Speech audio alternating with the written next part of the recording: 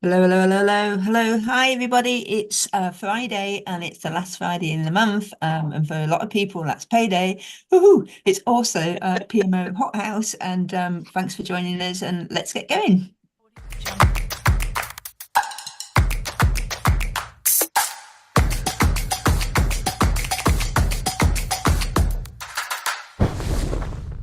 Whoosh!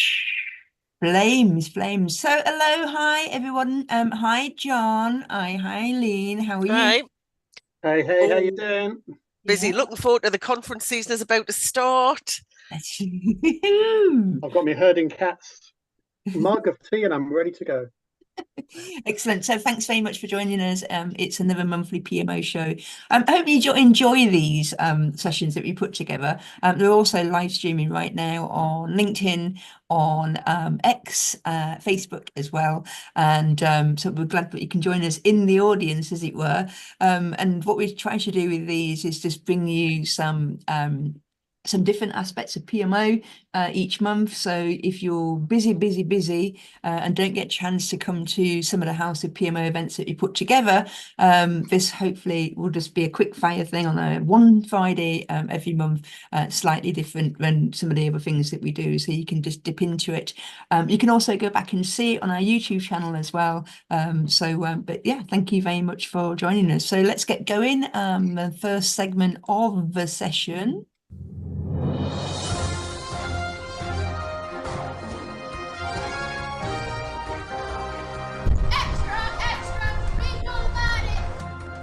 That little urchin voice then, it's not somebody that we've got here locked away in the House of PMO in the basement. Really sweet though, isn't it? So we always have a live PMO news section, and interestingly, it's always trying to find some of the news for this for this section, because you can probably imagine there's not massive amounts of it, amounts of PMO in the news each month, but what we do is bring you some different insights, some different perspectives, things that we think that you might be interested in, which can always help in your job or in your thinking and that kind of good stuff. So let's crack on. So many of you are familiar with this guy. I know a lot of you have picked up his books. Is a psychologist that's been around for a little while now. He's some of these books that he has had that I know some of you have picked up.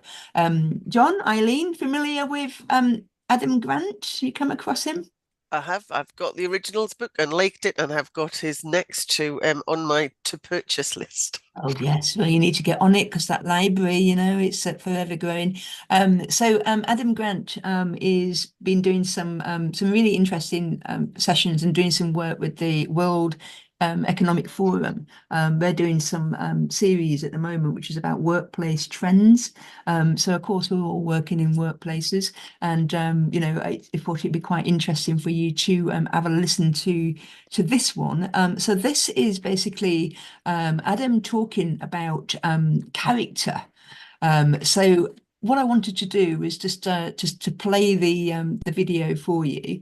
If you just bear with me a second, because it's my do you know, I had this down patch and now I can't see the screen. Okay, so here, let's go. Let's have a listen to what Adam's got to say about character in terms of people working today in the workplace. So here we go.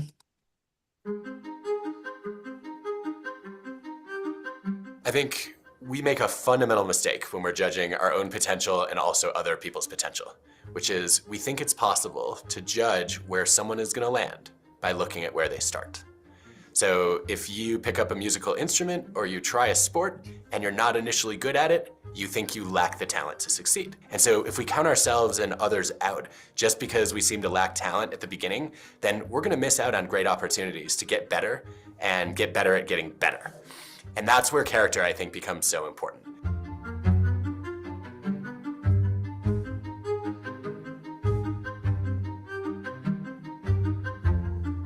Economists have found that character skills can actually contribute more to success than cognitive skills.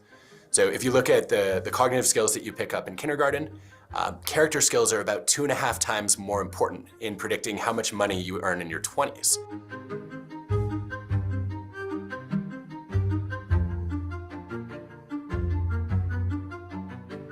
I think it's a travesty that job interviews overlook the hidden potential in so many candidates.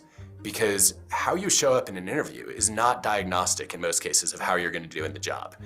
It's basically a question of how well do you handle performance anxiety. And a lot of job interviews are designed like interrogations, where you're going to be grilled, you're going to be put under extreme stress, and very few people are able to put their best foot forward in that situation.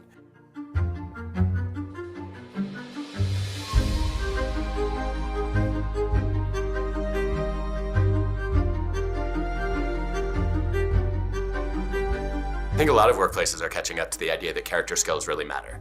And I think one of the overlooked reasons why they matter is they decide whether we're going to be resisting change, whether we're going to be quick to adapt to it, or whether we can actually anticipate it to the point that we get to drive the changes that are happening in the world. And last time I checked, there are very few leaders who want to freeze when the world changes.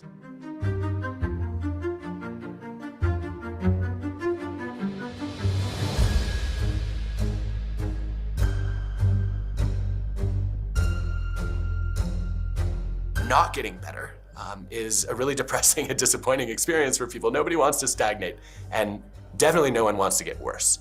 And so I don't think anyone should be pressured to be constantly improving at everything. But I think part of being a good human being is recognizing that you always have hidden potential and having a goal for something that you want to improve at that will make you a better partner, a better friend, a better colleague, a better mentor. And I think that's our responsibility to other people. I also think it's our responsibility to ourselves.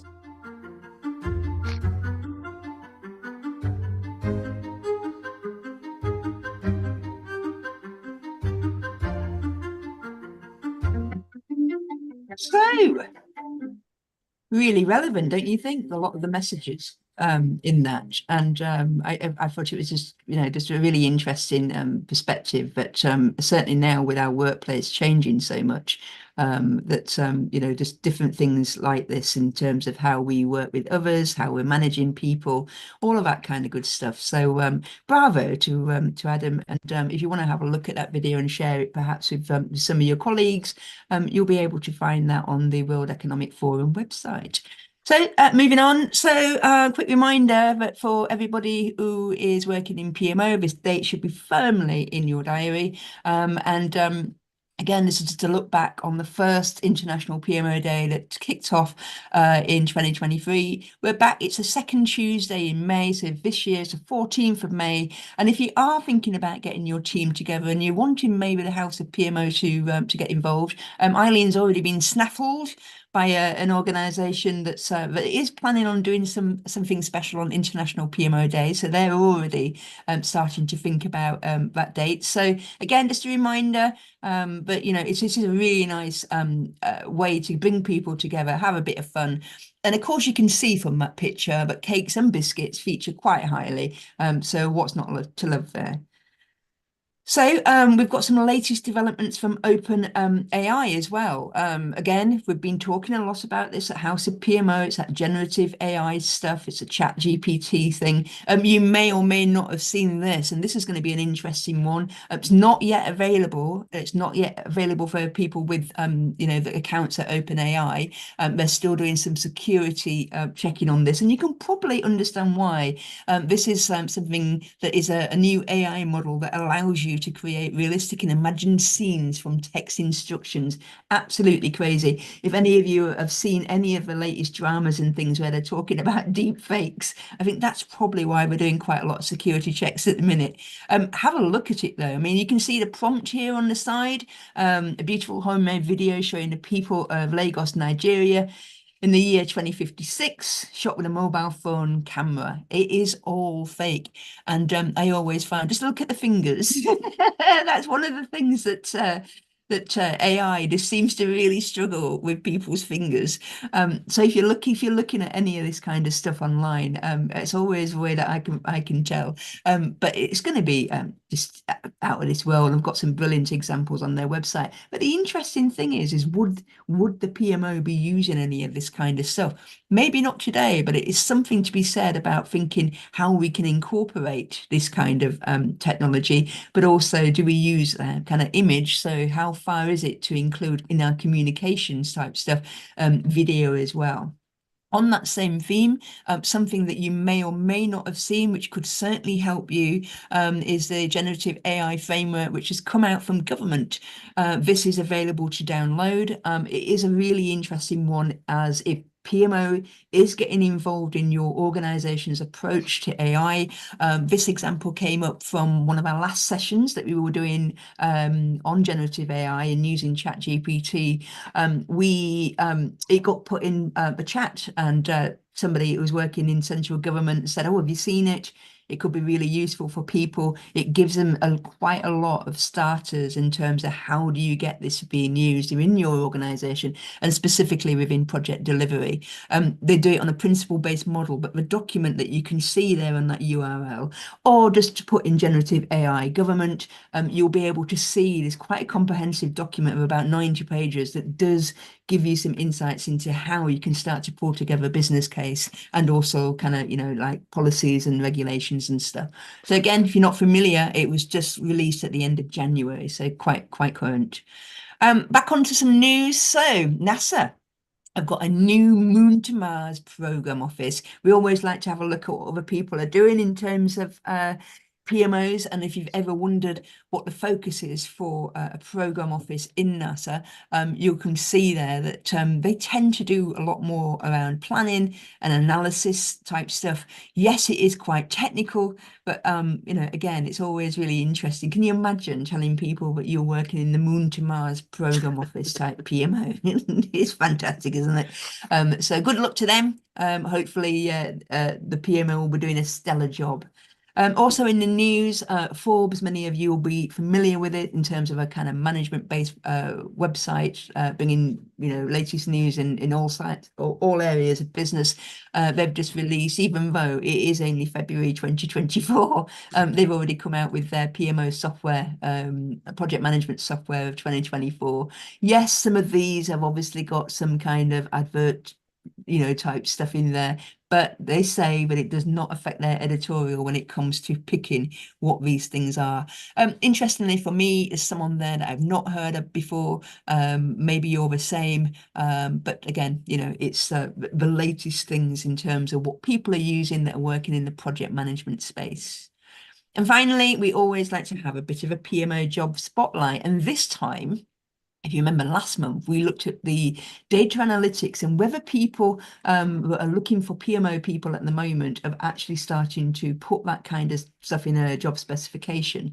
So this month, I thought, well, I wonder how many PMO roles out there have actually got service catalogue as being a thing in terms of their PMOs. We've talked a lot about service catalogue. We've even got the book, PMO Service Catalogue, but how much of it actually gets put into something like a job advertisement? Well, out of the jobs that were listed, there were 71 jobs listed. However, most of those jobs, perhaps not surprisingly, were based around service management, service engineers, DevOps, IT architects, because service management is obviously a thing, ITIL, and service catalogue does form part of that kind of industry sector.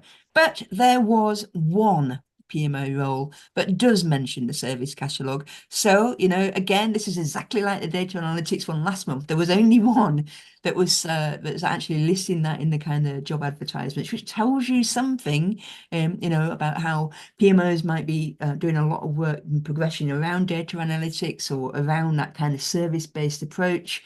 But in terms of advertisements and stuff and asking people for particular skill sets around these areas, not so much. So that's it from the news this month. Hopefully Loads some of of that good stuff resonates in with there. you. And over to you, Eileen. Excellent. Well, I just want to go back and kind of, there's bits I'm going to download, there's bits I'm going to read. Yes, right then. So here we go. So my session this week is on resource management, and it was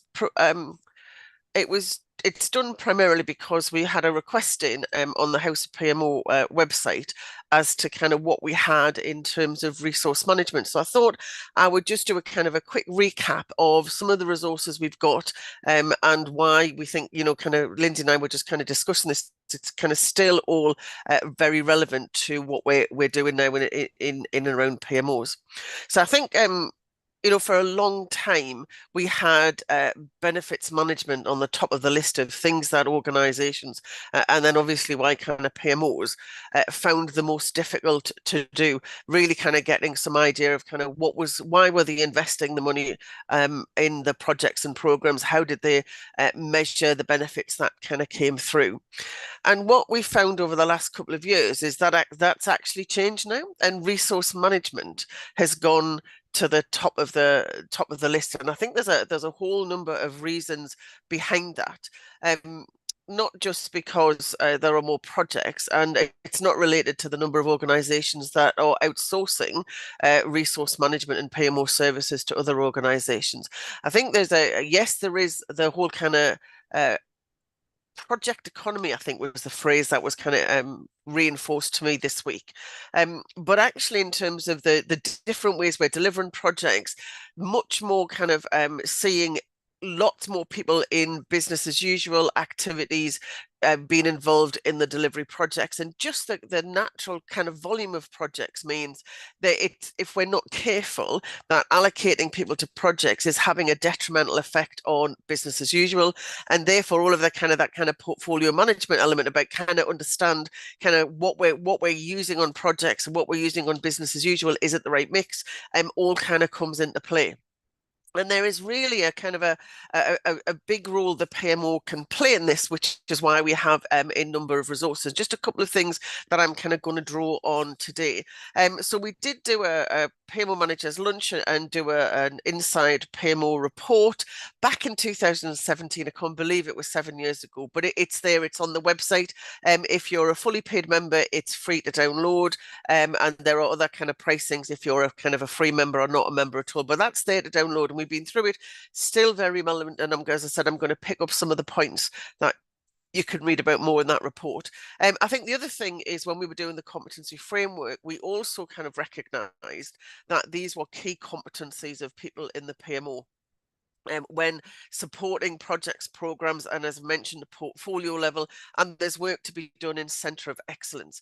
And the kind of key three competencies that splits over, it isn't just resource management, it also includes capacity management and capability development. And one of the things we identified during the lunch is these three, although are separate competencies, there are separate services and kind of separate activities, they're all absolutely intertwined. And so we came up with this model, which we called the circle of resource management, and said, kind of there are three kind of key areas that need to be looked at.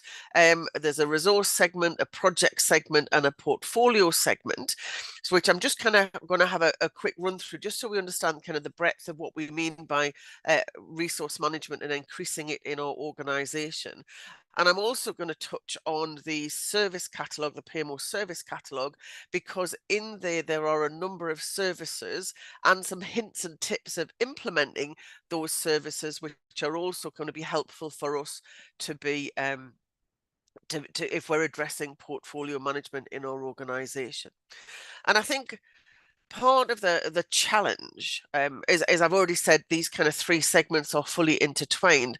Very often in organizations, it's only one of these segments that is really causing a challenge, and either the organization hasn't got the bandwidth or the resources to actually address all of those three segments at once, so they have to focus on one.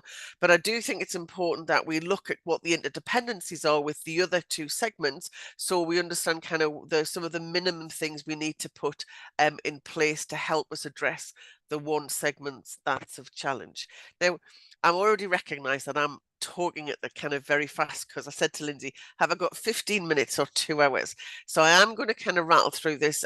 You can kind of go back. If you've got any kind of questions, do stick them in chat and we'll kind of pick them up as we go through. So first of all, let's have a look at the portfolio segment of this resource management challenge. And this is really where we're talking about capacity management? Well, we're starting to look at an organization level, or it could be a department level or a divisional level, in terms of, have we got the right resources and the right number of resources to actually deliver what the organization wants? And we keep having to remind ourselves it isn't just about projects and programs. In particularly, and becoming more so, we have to recognize the resources across the organization and how they're going to be pulled on both delivery of projects and programs, but also on business as usual, and where those two, and what the priority is around the projects against business as usual. So kind of a key role for us in that. And so the competence that belongs to this area is around capacity management. And in the PMO service catalogue, there are a number of services that we can put in place in order to help that. So, you know, you can see there from some of the kind of the circles within that we're talking about being able to forecast future resource needs. Now, I always find that really interesting, because it means that right at the inception of a project, we're going to have to start thinking about, well, actually, what do we expect the resource needs to be? Now, you know, we're not going to be able to say, well, you know, kind of Lona's going to be needed on Monday afternoon in the afternoon of the 13th of September 2027. Yes, we're going to be talking kind of big kind of chunks and some building blocks to build that in. So actually kind of developing and maintaining an estimating framework that is not just kind of individual task level, but a kind of we often talk about kind of t-shirt sizing and at project level, is something that kind of sits within our role. And again, potentially looking at kind of resource tracking and capacity reports, so we can do that kind of reporting, insights and analysis back to senior management. And I think the other thing, and again, depending on kind of some of the tooling we've got, being able to provide that kind of what if, providing some options and some recommendations to help line managers, resource managers, senior managers to make the right decisions and the informed decisions on where they're going to be allocating their key resources. So quite a bit at kind of the capacity management level. And the danger is, if we don't have this capacity management level visibility, we're going to constantly be balancing and kind of fighting the kind of the detail down and trying to allocate resources to individual projects, because we just know we haven't got enough, and we're just continually kind of fighting that kind of that battle. So second segment we've got there in the report is the project segment. Now, this is where we allocating individuals to projects and programs. So we're not doing, from a PMO perspective, we're not necessarily doing the allocation down to kind of tasks and activities that sits within the project. So this is where we start getting down to kind of named resources and understanding where the best kind of people are in order to do the various roles. So a couple of the kind of, this is the resource management competence from the competence framework. And in the service catalogue, there's some really good descriptions of some services about, actually, even though we may not make the decision on who goes on what project, but actually that process and facilitation of filling the roles and having some kind of generic role profiles for the different specialists on the types of projects.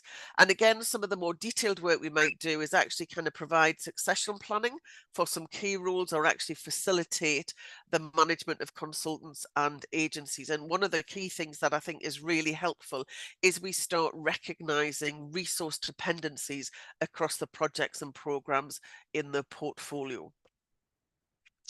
So final section is down what we call the resource section. So this is akin to the competence of capability development. So it's all well and good saying, oh, I've got a project manager. Yes, they can kind of deliver a project. But if you've got a kind of a new junior project manager and you've got a huge complex project that's going to make or break the organization, perhaps that's not the best kind of project manager to put on that particular project. So part of our role, and essentially a lot of the time working with HR, so it's not something we necessarily do on our own, is actually kind of understand the detailed skill level that is required and start working together and developing some career paths and defining some strategies for acquiring and developing skills. Now, it may not be something we can do on our own, but definitely in terms of kind of working with HR. So, you know, kind of what we often find in organizations, we've got really good project managers, but we haven't got any program managers. And therefore, as a resourcing strategy, we recruit in program managers when we're going to be delivering big programs, rather than putting one of our project managers on there who may not necessarily make the big job. So 3 circles of resource management. One of those might be where your particular challenge is, but I think it's recognizing how those other 2 segments fit together. Just also, we touched on an area that we'll change depending on your organization is the constraints that culture and context add. So we've got there some kind of in the report some real kind of challenges, real life challenges about why, you know, kind of we can't just put in a process and it works perfectly. And it's really interesting. Some of the hints and tips that we've got in the service catalog will help you overcome some of the context. So again, you know, kind of the type of organization you work in. But we also recognize that culture can have a big part in, you know, kind of who's allowed to have what resources. You know, the very fact that a lot of organizations still struggle with the fact that projects have to take people from different parts of the business, and a project manager potentially has to look after and guides and allocates work to somebody who's not necessarily in their department. So if we've got a logistics project, I might have somebody from the sales department and somebody from the stores department, and I might have somebody on the IT department, and that real kind of that ability to kind of manage across the piece culturally just still doesn't work in a number of environments. So just a quick touch on some of the kind of the key tactics, and again we can have some broader conversations outside of this session, but I just wanted to touch on a few that are in there. Is just when we're starting doing a portfolio level, we have to just recognize about when an organization, when is a project? It's often a question we forget, because, you know, good old Alan Sugar has named everything a project. My granddaughter comes home from school with a project for the weekend, and we don't sit down and say, so Eva May, let's do some kind of stakeholder analysis and make sure there's a business case for doing your little bit of homework. So not everything, even though we might use the word project, actually kind of falls within the remit of the resource management and portfolio management processes. And when we're trying to describe a project, let's not get hung up on 27 different characteristics of a project. Let's think of 2 or 3 key characteristics that helps us to kind of size and shape the project and make some kind of big decisions on the big building blocks before we go into the detail. So this is for you, John, to respond to the subject, the kind of the comment I saw a little bit earlier on. When we're looking at the projects, don't worry about the tasks. You know, that can be left down to the kind of the project managers. And if we've got PMO analysts or coordinators, that's kind of where their focus is. When we're talking about kind of the project segment, we're actually kind of talking at a high level of the kind of the skills that are required for the individual projects. And there's some real kind of skills there in terms of having multi-skilled individuals to do that. And don't be afraid of using spreadsheets. Yes, a lot of the work that I've done in implementing resource management, we're in the big danger if we try to embed some of those resource management processes too early into a tailorable tool. Unless we've proven the processes work, people will throw the baby out with the bathwater and say, oh, your PPM tool is rubbish. And it's not rubbish, it's just been set up to support the process, which hasn't been really kind of tried out and tested in the organization.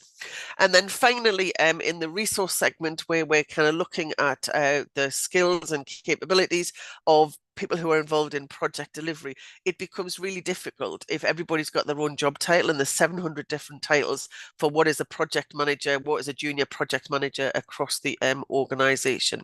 And there's lots of frameworks out there. Obviously, you know, we've got the PMO competency framework, but there are a number of project management frameworks out there. Don't try to create your own. It is really hard work. We know how long it took us to do the PMO competency framework. So use something that's out there, but tailor it appropriately for your organization. That's my 15 minutes done. Right, excellent, very, very good. You've got some comments there to have a look through, Eileen, at your leisure. So thank you very much. So we're actually totally bang on time, which is excellent. So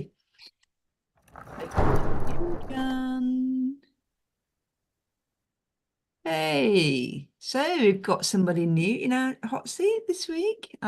John. Absolutely. Hey, Roy, how you doing? So we've got Roy with us this week.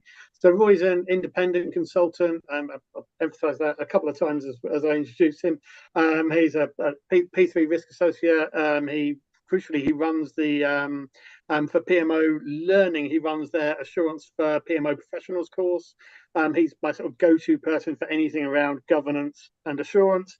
So when we were looking at what was going on with the post office scandal, and we thought it might be an interesting one to explore here, then Roy was obviously our sort of our go-to person to bring in and sit in our hot seat. Now, when we first spoke to Roy about this opportunity, he was very, very keen to stress that none of this was his fault. He wasn't involved. He was never there. All those kind of things. So he's joining us as a very, very independent person, just sort of reflecting on what we're seeing as they're going through, as more and more of the situation is unraveling and emerging.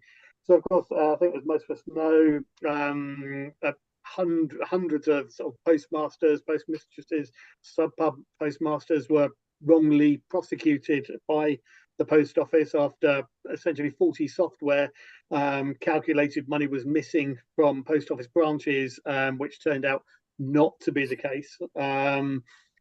System was put in by Fujitsu. There's the post office, so they're the big players: Fujitsu, post office, Bays in government, obviously now DBT.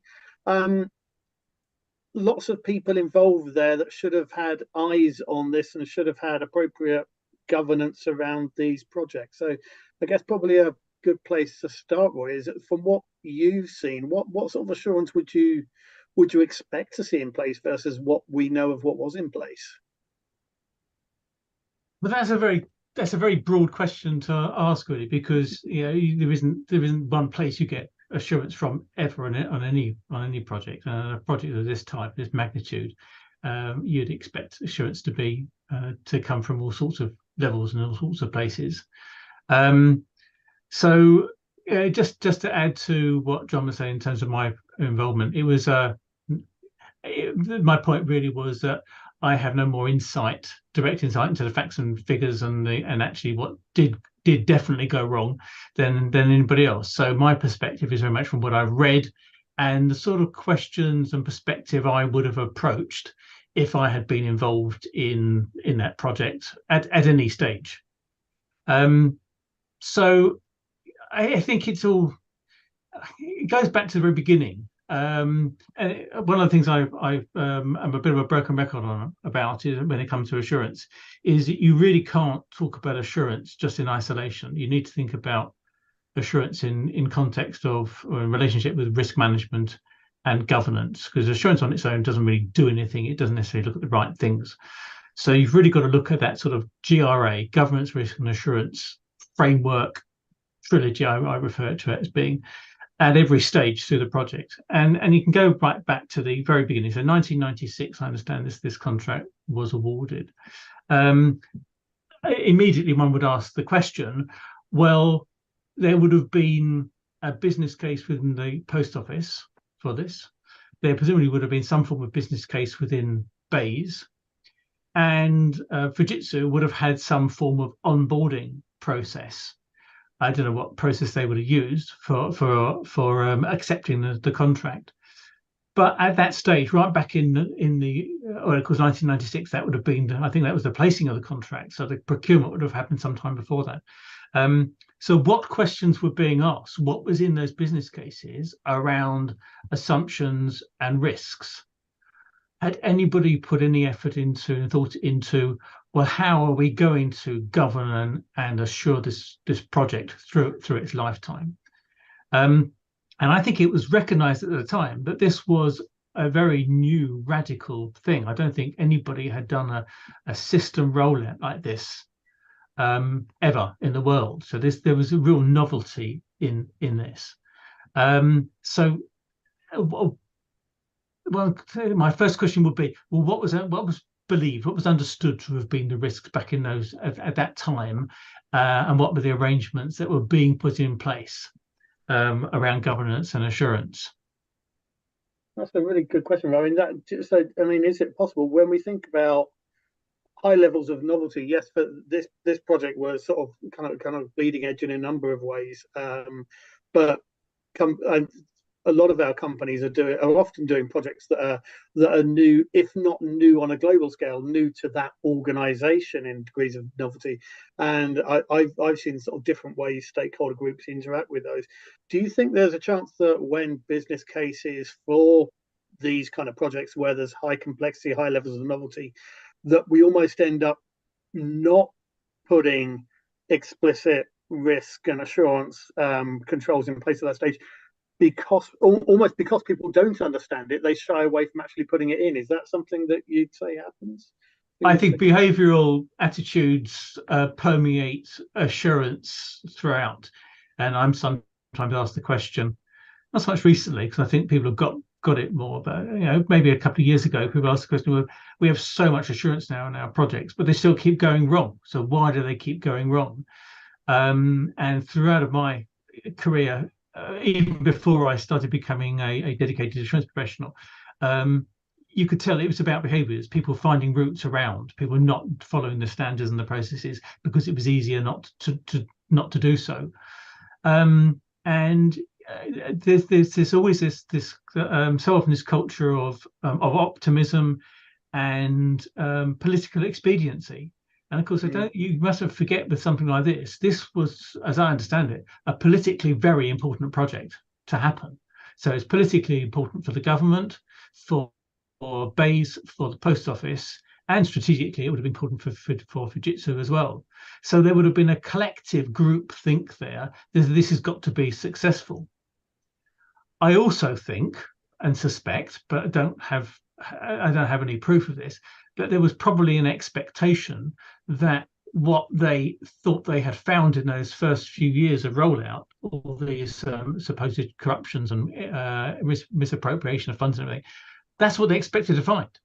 I think there was probably an assumption that, and probably it may have been a very sound assumption, that for years and years and years, sub-postmasters had been fiddling the books. It's a terrible accusation and unprovable. I suspect there was that belief or that suspicion, certainly within the post office and certainly within government. So the idea, because the implementation of the Horizon system was, as I understand it, the first time that post office could actually get real documentation of what's happening in sub post offices. So when they started to see all this, they were probably starting to see what they expected to see. Who was there challenging the assumptions? Who was there saying, well, actually, is this correct? We've gone from 0 to 100 in terms of these prosecutions. Where was the audit committee in the post office, for example, looking at this and thinking, is this really what we expected? This is quite bad. Should we be challenging that? And we do know that the post office internal audit function was very small. I don't have, because this goes over a period of over 20 years. So the internal audit arrangements would have changed over that period of time. But I've seen one report done by a very expert internal internal auditor, an IT internal auditor, who again wasn't directly involved, but he'd done a lot of studying around this. And he said there were at times at the post office there was like one person, two people in the internal audit function, and the type of audit you would need to do around this sort of project, they wouldn't have had the first idea or even anything like the capacity to be able to carry out. I've lost my train of thought there. So I think there's something around the challenging the assumptions and being independent enough and having enough time and resource and insight to be asked to ask those sort of challenging questions when there is a culture of this has to be successful, and actually what we're finding is what we expected to see anyway. Yeah, that's a really good point. So I think we've got, and you're right, it was interesting because you started talking about the sort of governance, risk, assurance sort of triangle there. But then, as you're rightly mentioning, the assumptions, the bias, the sort of human elements of this also obviously play a massive part through everything. There must be PMO people on this sort of session who've joined us today who have probably looked at what's happening and will have thought, well, that couldn't happen in my organization, and then may have those nagging doubts about a couple of projects they may have. What would be your sort of your advice or your takeaways that I think that PMO people could take away in terms of what they could do to make sure they've got a degree of confidence that the right assurance is in place and governance in place around their projects? Well, I mean, the PMOs have a very key role to play in terms of assurance. Exactly what their role will be of a person within a PMO in an organisation has got will very much depend on their position, the PMO, and where the PMO fits in to the organisation. What are the expectations of the PMO? Some PMOs, they will be recognised as having a project assurance responsibility. And they'll have people, they may have a department or a section within it actually responsible for project assurance. Smaller organizations won't have that in their PMOs. That's a difficult question to ask at that sort of level. One of the key things understand as a PMO, understand, does your organization have an assurance function? Reach out to them, engage with them. Do your processes align with those? It's quite possible that a project PMO may have spun up in the organization independently. So is there alignment there? I guess it's probably a good place to start, would you say? Yeah, I mean, PMOs, in my view, PMOs they've got a delivery, an assurance delivery role, sort of second line of defense type of that sort of area. Really key role to play in terms of setting policies, standards, frameworks, checking that people are following them, supporting people in following them. Ensuring reporting is done robustly, all that sort of stuff. But they've also got a role in terms of taking a step back from it all and advising the organisation generally on assurance. Does this organisation have sufficient assurance? The problem often is, though, is that the PMO's voice is quite quiet in this area. It's not a strong voice. And I would always encourage good relationship between a PMO and the internal audit function, because the one body in an organisation that does have the clout to be ask questions around assurance is the internal audit function. So foster a good relationship there. And if you're in a PMO and you are aware that there are assurance issues in the way that projects are being run, a conversation with their internal audit department may help them to focus their efforts on looking at the right things. Yeah. So it doesn't have to be sort of telling tales out of school or anything like that. It's just a good ongoing relationship, assurance relationship between different providers, the PMO at the second line and internal audit at the third line. Yeah. There's always also, all organizations should have a whistleblowing line. Whistleblowing process and system, and of course the worst comes to the worst, then that's the way you should do it. Whistleblowing, I understand, was pretty much absent from the whole of Horizon, so both within Fujitsu, Post Office and Base. This is the work this IT auditor have done.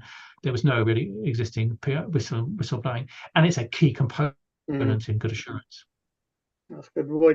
Thank you so much. I know there's obviously so much, and we've barely had time to scratch the surface of it in our short lunchtime session today. But a few key things there. So PMO people, firstly, make some if this has resonated, make some time this afternoon to find out who your internal audit team are, reach out and say hello to them, and start a conversation there. Think about the process that exists in your projects for whistleblowing, even formal process within the organization, yes, but even ability for project teams to come and have a quiet chat with the PMO as a way through things as well. And also, again, the importance emphasized there of speaking to the business as well. We often think about how we speak to project managers, but how we also look to the business and be comfortable calling out the business that we work in if we don't believe they've got the structures in place around what we're delivering as well. Thank you, Roy, so much. I'm conscious of time. Lindsay, you probably want to wrap us up, I'm guessing. Yeah, absolutely. Thank you very much, Roy. And you've got some links and things in there to some previous stuff that Roy's done for the House of PMO as well. So thank you very much. And just quickly before we leave, there's some more stuff coming up. Hopefully you can join us at some of these upcoming events. And of course, we'll be back. PMO HotHouse is always the last Friday, unless there's some kind of thing going on, like some holiday or whatever. So just check it out on the events page, and hopefully you can join us again soon. So thank you very much to Eileen, to John, to Roy, and we'll see you soon. Take care. Cheerio. Bye.